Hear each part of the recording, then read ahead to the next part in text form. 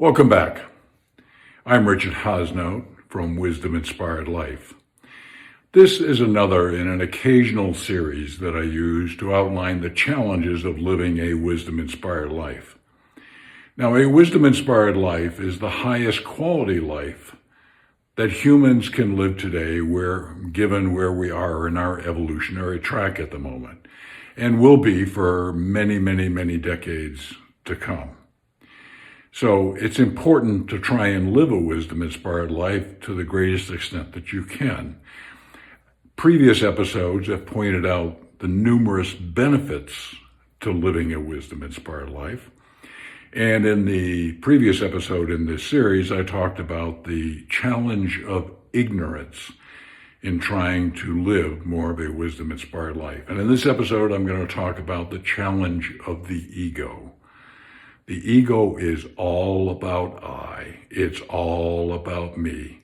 And to the extent that the ego keeps our vision limited to just us and not the broader world, it poses a major challenge. We tend to think only about ourselves and not the broader needs of humanity and those that are close to us and all those sorts of things. When your focus is on your ego, when your focus is on I, when your focus is on me, it's very difficult to have gratitude, empathy, and compassion for others, which are critical to living a wisdom-inspired life, because you're not too concerned about others. You're only concerned about yourself. And that's a difficulty if you're going to live a wisdom-inspired life.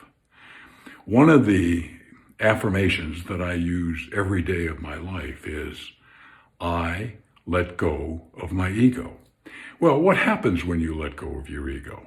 Well, when you let go of your ego, you let something far more powerful into your life. I want to share with you one quote from Paramahansa Yogananda, founder of the Self-Realization Fellowship, passed in 1952. He was a God-realized enlightened avatar like Krishna, Buddha, Jesus, and a few others that have been on the planet working in the public domain. Here's the quote, and it's very insightful. Ego is when the soul, or seer, the image of God in man, our soul is the image of God in man, forgets its true divine self, capital S, and becomes identified with the powers of perception and action in the instruments of the body and mind. As long as our ego is dominant, the soul ability to guide us is shrouded, is limited. Okay?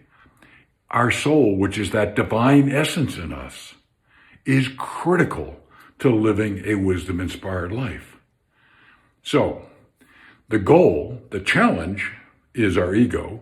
The goal is to let go of our ego so that the soul can become our internal guidance system and not our ego. Okay? Easily said, not easy to do. I get that. Meditation is a critical practice to that. Being a servant leader, being compassionate. There are many practices that you can do to diminish the role of the ego in your life and increase the role of the soul in your life. Well, I hope this has been helpful to you, because the goal of living a wisdom-inspired life is truly one that has high rewards for you. I thank you very much for watching this episode.